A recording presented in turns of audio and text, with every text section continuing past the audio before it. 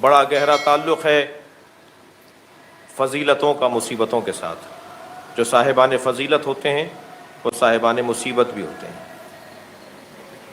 اس گھر میں یوں تو حسن بھی مقرر آئے، محمد بھی مقرر آئے، اور علی بھی اس گھر میں 4 آئے۔ یہ اور بات ہے کہ حسین حسین ہے۔ وہ جو علی اس گھر میں آئے ہیں وہ علی ابن ابی طالب ہوں، یا علی ابن الحسین ہوں، یا علی رضا ہوں، یا علی نقی ہوں۔ چاروں علی کی زندگیوں کو اگر آپ دیکھیں تو مصائب پر مشتمل زندگیاں ہیں۔ علی ابن ابی طالب کتنی مصیبتوں کا سامنا ہے۔ جہاں بدنی مصیبتوں کا بیان ہے وہاں روحی مصیبتوں کا بیان بھی ہے۔ علی ابن الحسین جو 36 سال تک روتا رہا ہو، جب کبھی پانی سامنے آیا تو گریہ کیا، جب کبھی کھانا سامنے آیا تو گریہ کیا، جب قصاب کو جانور ذبح کرتے دیکھا تو گریہ کیا، جب جناب زینب کی خدمت میں گئے تو روتے ہوئے گئے۔ وہ کون سا دن تھا جو امام زین العابدین کی زندگی میں گریے کے بغیر گزرا ہو، جس نے گریہ اوزاری میں اپنی زندگی مکمل کر دی ہو۔ علی ابن الحسین، علی ابن موسیٰ الرضا کیسے خراسان لے جایا گیا، کیسے غربت میں مارا گیا، غریب الغربا۔ جب رخصت ہو رہے تھے نا مدینہ منورہ سے، اپنے نانا کی مزار پر آ کر فرمایا مجھ پر گریہ کرو، میرا نوحہ پڑھو، اس لیے کہ میرے جنازے پر آنے پر، میرے جنازے پر میری بہنیں نہیں ہوں گی، میرے جنازے پر میرے بھائی نہیں ہوں گے، میرا جنازہ غربت میں دفنایا جائے گا۔ جب 2 محرم کو دیبل خزائی نے مرثیہ سنایا نا، جب مرثیہ مکمل ہو گیا تو امام رضا نے فرمایا دیبل اس میں 2 مصرے اور بڑھا دو، اور وہ مصرے یہ بڑھاؤ، اے فاطمہ زہرا جب کربلا میں رو چکو تو خراسان میں اپنے غریب بیٹے کی قبر پہ بھی آ جاتا ہے۔ تو دیبل نے کہا مولا مجھے نہیں معلوم بی بی کے کون سے بیٹے کی قبر خراسان میں۔ فرمایا دیبل مجھ غریب کی قبر خراسان میں بنے گی تو میری دادی زہرا سے کہو کہ کربلا میں رو چکو تو پھر خراسان میں علی ابن موسیٰ الرضا کی قبر پہ آ جانا۔ عزادارو سنیں گے، جب دیبل نے یہ 2 مصرے بڑھائے نا، یہ مفہوم نظم کیا، تو کنیز پردہ ہٹا کر باہر آ گئی اور کہنے لگی دیبل خاموش ہو جاؤ، معصومہ قوم بے ہوش ہو گئی ہیں۔ حضرت معصومہ قوم سے برداشت نہیں ہو پایا کہ ان کے بھائی کی غربت میں شہادت کو بیان کیا جائے۔ میں بی بی معصومہ کو سلام کر کے کہوں گا بی بی سلام ہو زینب کبریٰ پر، جو 70 قدم کے فاصلے سے، چند قدم کے فاصلے سے اپنے بھائی کو ذبح ہوتے ہوئے دیکھتی رہی،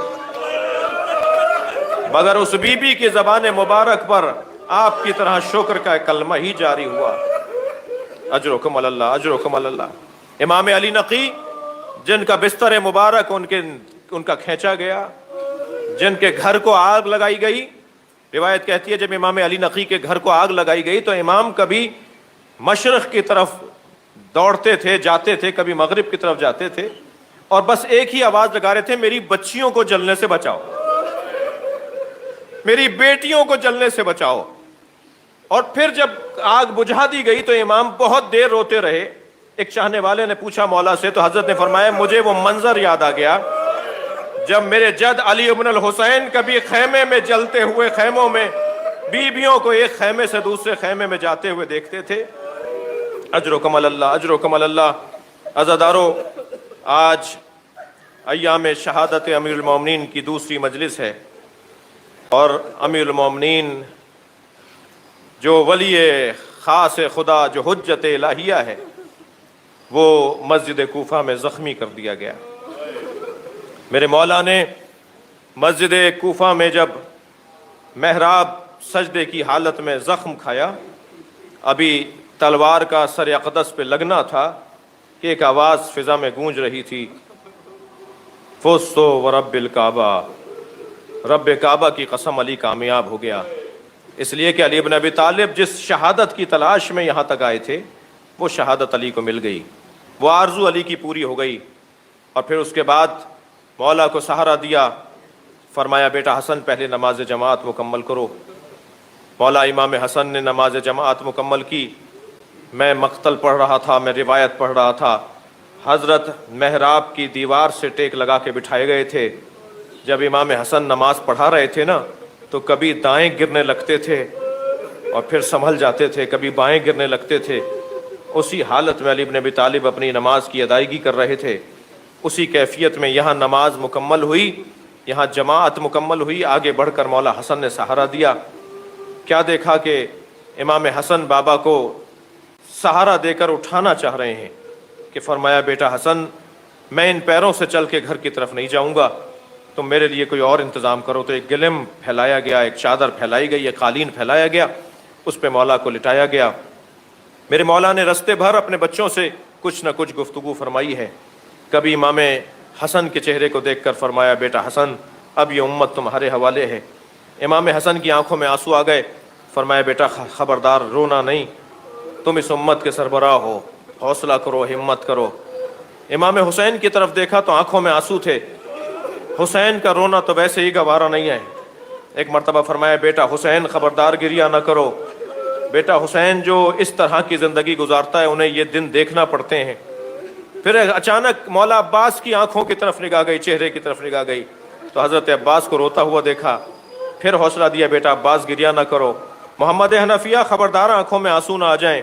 سنیں گے عزادارو، جو علی رستے بھر بیٹوں سے کہتا رہا بیٹا حسن گریہ نہ کرو، بیٹا حسین گریہ نہ کرو، جو علی رستے میں بیٹوں کو رونے سے روکتا رہا، جب گھر میں لے جایا گیا اور اس جگہ لٹا دیا جہاں مولا کا مصلی بچھا ہوا تھا، جہاں مولا علی نماز پڑھتے تھے نا، اس جگہ مولا کو لٹا دیا گیا۔